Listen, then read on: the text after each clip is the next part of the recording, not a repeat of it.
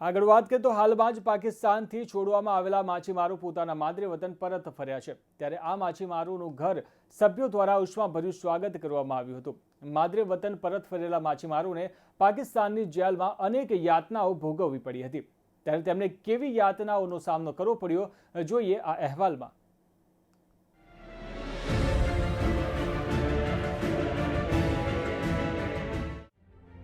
વલસાડના ઉમરગામ તાલુકાના માલખેત ગામના 10 જેટલા માછીમારો હાલમાં પાકિસ્તાનની જેલમાંથી પાછા ફર્યા છે। 1 વર્ષ જેટલો સમય પાકિસ્તાની જેલમાં વિતાવ્યા પછી તેઓ હાલ માદરે વતન પરત ફરતા તેમની ખુશીનો પાર નથી, પરંતુ તેમની આંખોમાં પાકિસ્તાનની જેલમાં વીતેલી યાતનાઓ દેખાઈ રહી છે। નાપાક પાકિસ્તાન દ્વારા કરવામાં આવેલા દુર્વ્યવહારની યાતનાઓ તેમના ચહેરા પર દેખાઈ રહી છે।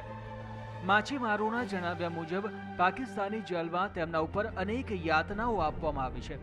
ખાસ કરીને સર્જિકલ સ્ટ્રાઇક બાદ તેમની યાતનાઓમાં વધારો જોવા મળ્યો હતો। એટલું જ નહીં, પરંતુ નાપાક પાકિસ્તાનીઓએ માનવતા નેવે મૂકી દીધી હતી। જેલમાં તેમને ખાવા માટે ફક્ત 2 જ રોટલી આપવામાં આવતી હતી। પાકિસ્તાની કેદીઓ માટે બહારથી ખાવાનું આપવામાં આવતું હતું, જ્યારે ભારતીય કેદીને તે ખાવા તરફ જોવાની પણ છૂટ ન હતી।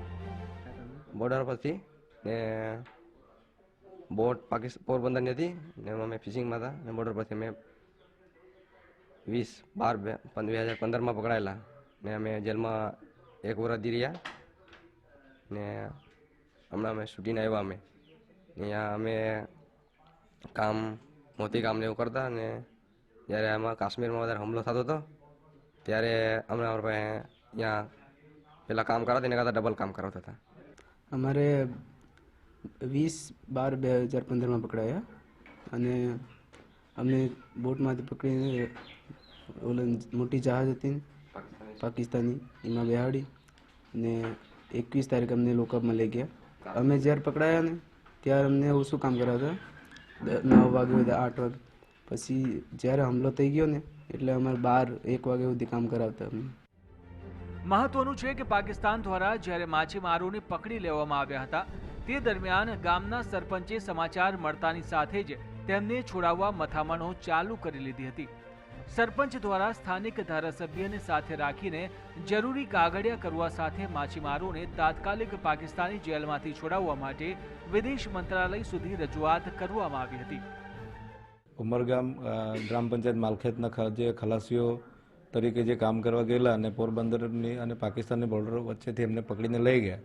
અમને મીડિયા દ્વારા જ્યારે મેસેજ મળેલા ત્યાર પછી અમે જે સરકારમાં જે કાગળો રજૂ કરવા પડતા તો એમાં અમે ધારાસભ્ય અમારા રમણભાઈ પાટકર સાથે રહીને અમને એમના આઈડી પ્રૂફો, રેસિડેન્ટ પ્રૂફો અને જે કંઈક સરકારી ડોક્યુમેન્ટો એમના જે ખલાસીઓના હતા એ અમે સરકારમાં પહોંચાડવાના પ્રયત્ન કર્યા અને સરકારમાં કાગળિયા પહોંચાડ્યા।